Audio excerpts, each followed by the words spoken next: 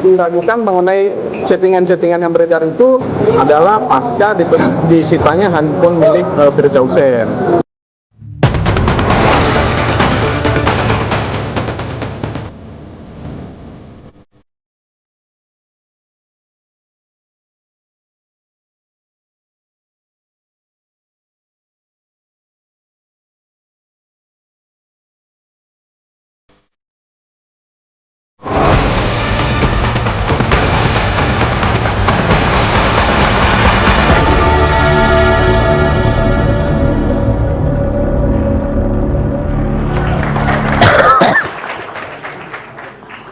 Pemirsa, kita masih bersama Indonesia Lawyers Club dalam episode Membidik Habib Rizik.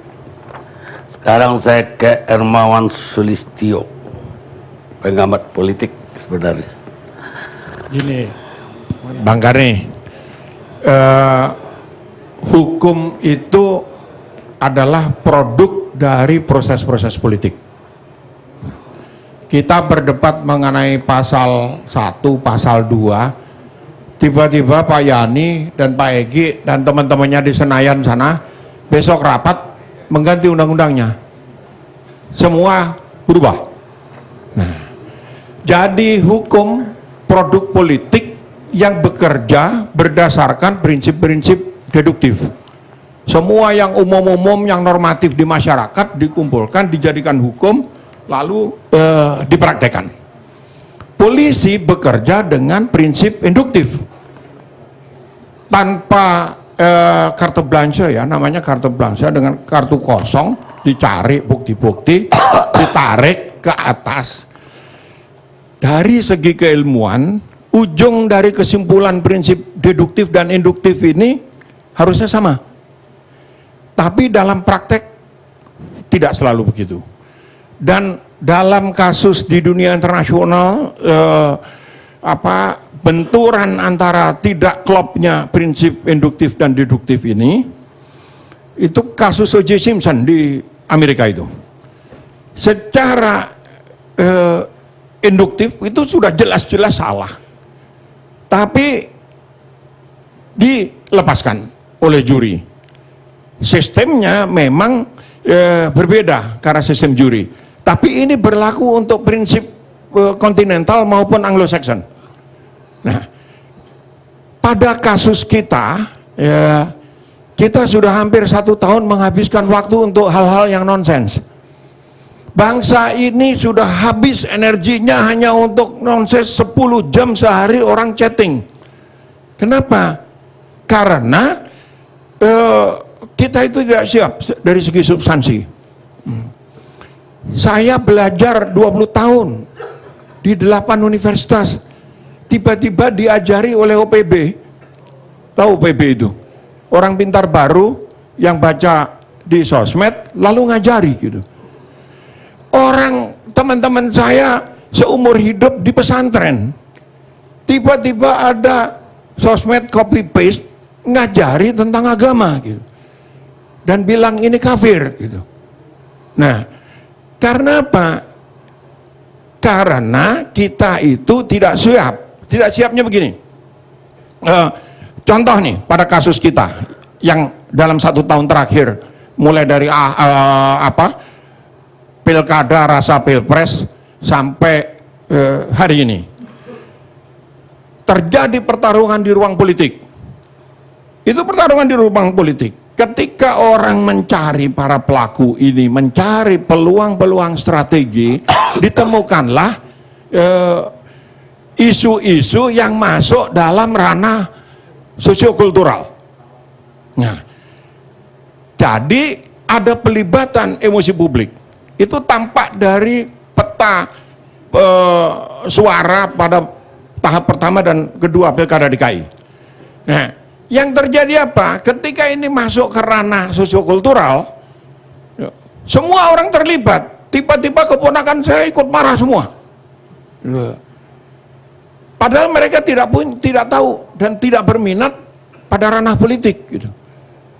Nah, sekarang kasus HRS ini kembali ke ranah politik. Gitu. Sehingga saya kok tidak percaya bahwa ada pelibatan emosi publik seperti pada kasus Ahok. Tapi ada peluang seperti itu. Karena apa? Karena kalau di dalam tradisi Aswaja, ya, jelek-jelek saya NU pinggiran. Ya, itu apa yang terjadi? Ketundukan pada kiai loh ya, dalam tanda petik, bukan ustadz. Ya. Tiba-tiba kan sekarang banyak ustadz yang belajarnya dari sosmed. Gitu. Nah, kalau ketundukan pada kiai prinsip taklid, ya, itu apa yang terjadi? Kiai can do no wrong. Karena apa? Apalagi kalau Habib itu dalam persepsi Aswaja ya dia keturunan Nabi, kita harus memuliakan. Sehingga ketika polisi yang bekerja berdasarkan prinsip-prinsip carte blanche, berdasarkan prinsip-prinsip induktif, mendapatkan sesuatu yang mereka yakini itu faktual, banyak orang nggak bisa terima. Dan saya yakin dengan cara apapun, terima atau tidak, nggak bisa. Saya kasih contoh kuatnya keyakinan ini. Orang bilang babi nggak boleh babi haram karena ada di Al-Maidah. Apa yang kita lihat? Jangan dicari penjelasannya pada yang ilmiah. Kenapa? Oh, babi mengandung cacing pita. Oh, itu tidak baik untuk kesehatan. Cina dan Amerika itu bangsa pemakan babi terbesar di dunia. Mereka sehat-sehat kok, pinter-pinter. Jadi nggak usah dicari penjelasannya. Bilang aja ini di Quran, saya yakin Quran, selesai. Karena kalau tidak, Bang, itu yang terjadi seperti perdebatan sekarang. Bahwa bumi itu datar. Siapa yang bilang bulat? Kita setback bangsa ini dan umat muslimnya itu setback 500 tahun. Yang saya lihat. Nah, Islam menundukkan Eropa sebagai contoh. Yang dikutip adalah sejarah kekerasannya dengan pedang. Cobalah lihat jejak-jejak sejarah di Cordova, jejak-jejak sejarah di Granada, di Andalusia bagian paling ujung, di paling selatannya Portugal. Spanyol. Apa yang kita lihat? Spanyol dan Portugal. Portugal paling selatan. Itu mulai di Oporto itu sampai ke kawasan Spanyol di bawah. Itu Cordoba dan Granada itu di Spanyol, di sebelah kirinya Barcelona. Apa yang kita lihat, Bang? Itu peradaban yang dibawa. Islam itu menundukkan dengan peradaban. Kenapa chemistry dalam bahasa Inggris? Karena itu asalnya alkemi. Kenapa aljabar? Karena algebra. Kenapa algebra? Asalnya aljabar gitu. Nah, ini nggak ada lagi. Sehingga kita itu tidak ngomong berdebat tentang hukum, bagaimana hukum Anglo-Saxon dan kontinental ini bisa mismatch atau match. Nggak ada kok. Itu ada Dr. Egi, kenapa energinya nggak dihabiskan untuk itu? Kenapa? Sekarang ini kita ini sudah masuk ke globalisasi. Free trade ASEAN, ASEAN itu di atas kertas, di atas hukum, sudah jadi satu.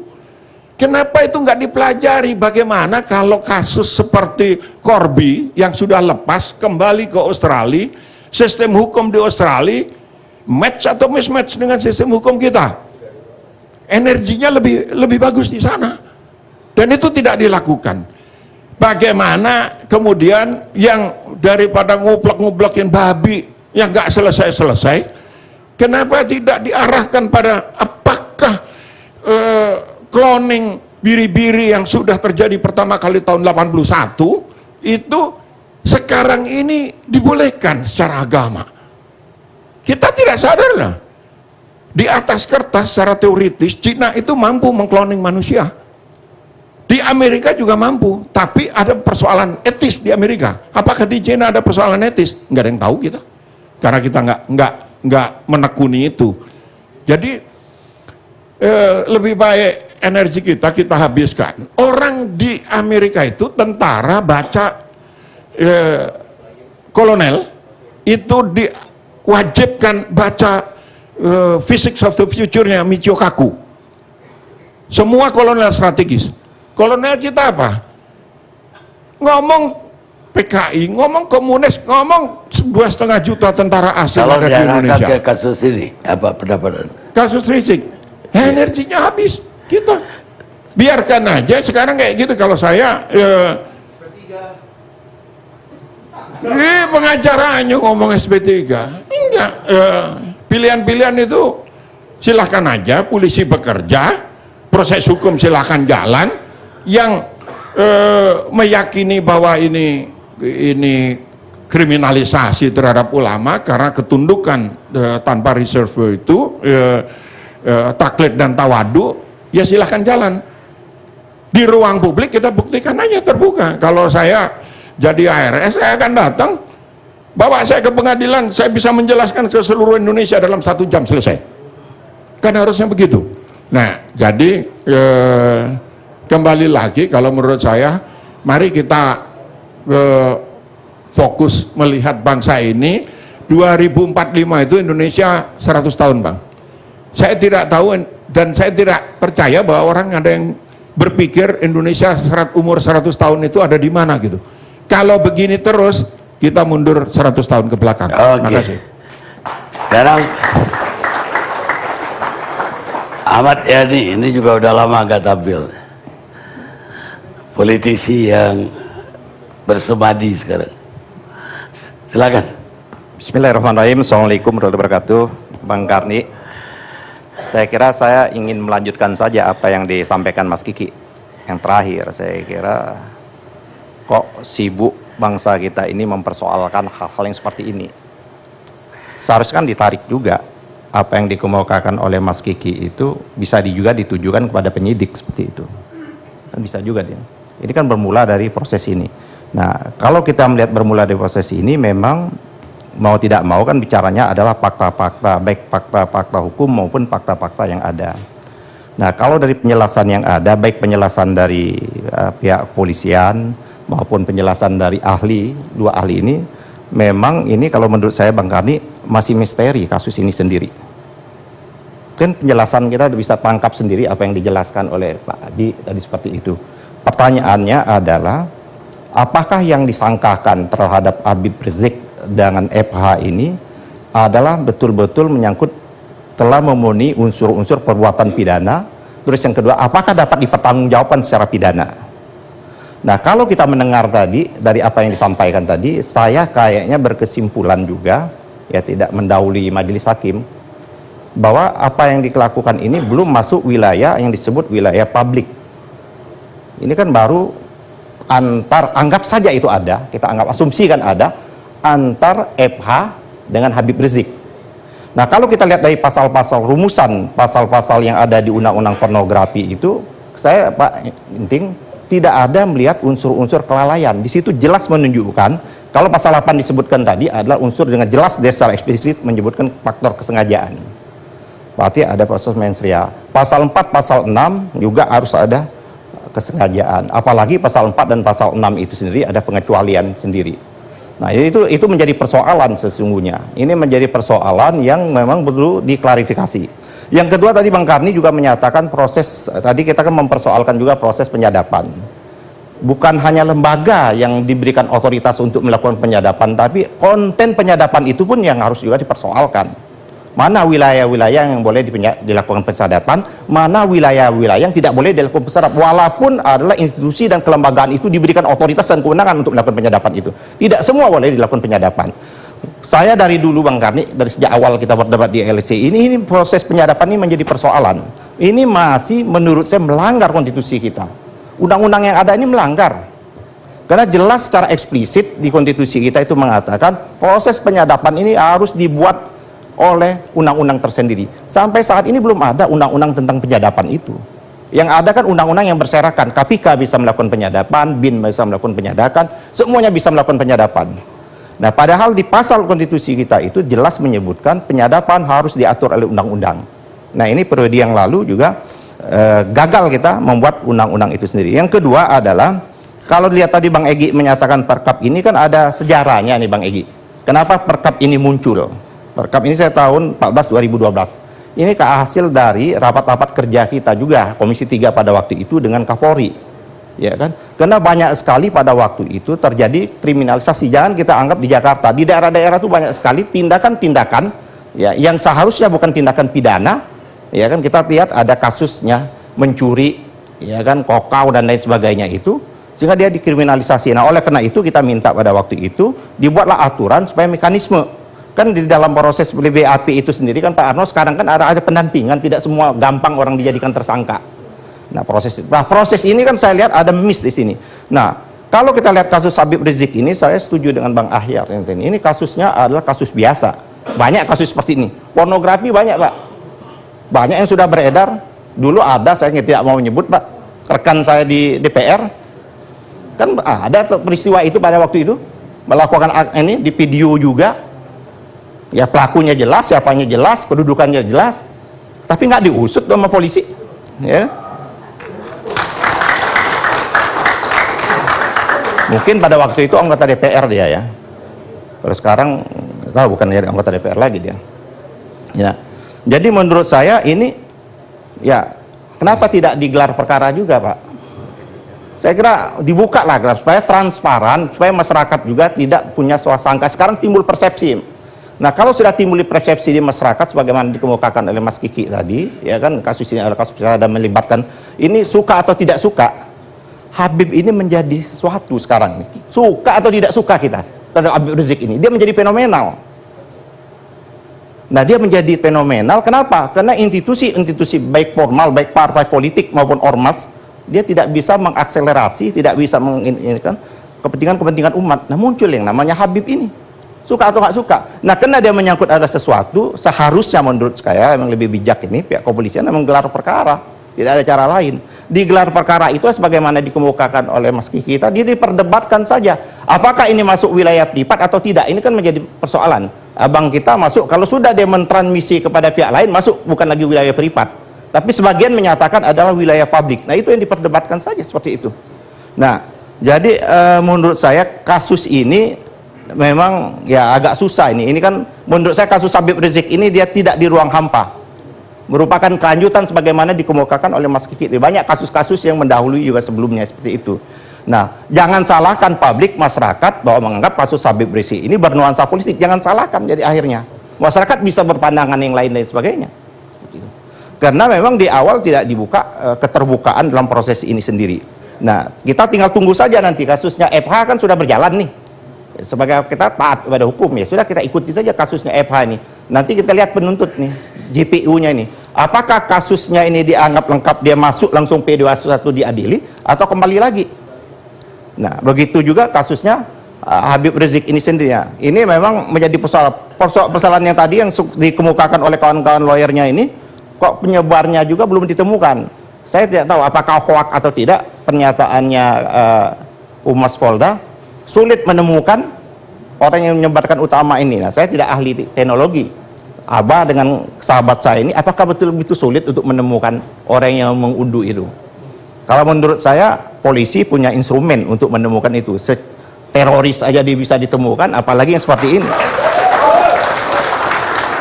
Nah, pertanyaannya, kenapa penyidik tidak menyampaikan langkah-langkah ke arah sana seperti itu? Nah, jadi menurut saya ini akan menjadi perdebatan yang cukup panjang. Ada persoalan persoalan alat-alat bukti. Jelas saya setuju bahwa soal alat bukti itu harus didapatkan secara sah dan legal. Due proses juga harus dilakukan. Kenapa dulu kita sering mengkritik KPK? Kalau kita karena proses penyidikan di KPK kita anggap juga tidak melalui due proses of law seperti itu. Kan sama juga kayak penetapan kasusnya Mas Budi Gunawan pada waktu tidak pernah ditetapkan menjadi tersangka. Nah, yang hal-hal seperti ini juga kita harusnya dilakukan hal yang sama seperti itu. Jadi menurut saya Bang Karni, kasus ini kalau mau menjadi fair dan menjadi adil, ya buka saja, kan tidak terlambat untuk gelar perkara sendiri. Ya buka saja. Kalau ternyata tadi sebagaimana dikemukakan juga, kita tidak bisa juga memaksakan proses penyidikan itu juga dibuka secara umum juga, tidak bisa juga. Nah, tempat pembukaannya itu adalah digelar perkara. Karena nggak mungkin juga semua apa langkah-langkah yang dilakukan penyidik itu dibuka di publik, juga tidak mungkin, itu melanggar juga prinsip-prinsip due process of law itu sendiri. Jadi tempatnya adalah di gelar perkara itu sendiri. Nanti diuji. Nah, kalau diuji, kalau memang penyidik ini yakin betul berdasar gelar perkara berdasarkan seperti itu, yakin sudah murni, silakan majukan ke penuntut umum, nanti penuntut umum juga menilai. Kalau penuntut umum juga meyakini, silakan majukan ke pengadilan. Tapi harus melalui tahapan-tahapan itu, karena menurut saya ini jumping dia. Ini ada proses jumping yang dilakukan. Terima kasih Bang Karni. Baik. Udah puasa 3 tahun, baru muncul lagi. Makanya saya biarin. Sekarang Pak Kombes Argo Yuwono, mungkin nggak kalau digelar perkara? Itu permintaan pengacara juga. Jadi perlu saya jelaskan di sini Bang Karni ya. Jadi memang tadi sudah sesuai dengan peraturan Kapolri, kita sudah ada manajemen penyidikan. Memang ada gelar perkara biasa dan gelar perkara khusus. Di sini gelar perkara biasa itu mulai dari penetapan awal, tengah, nanti akhir ada semuanya. Kemudian adalah untuk perkara khusus itu adalah yang mengancam kepada negara misalnya seperti itu ya.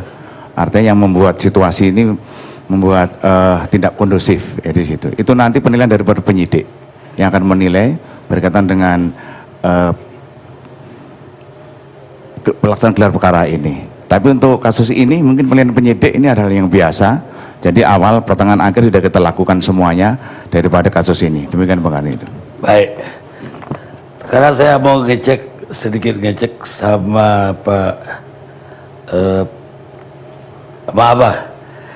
Itu susah dapat akun yang mengunggah pertama.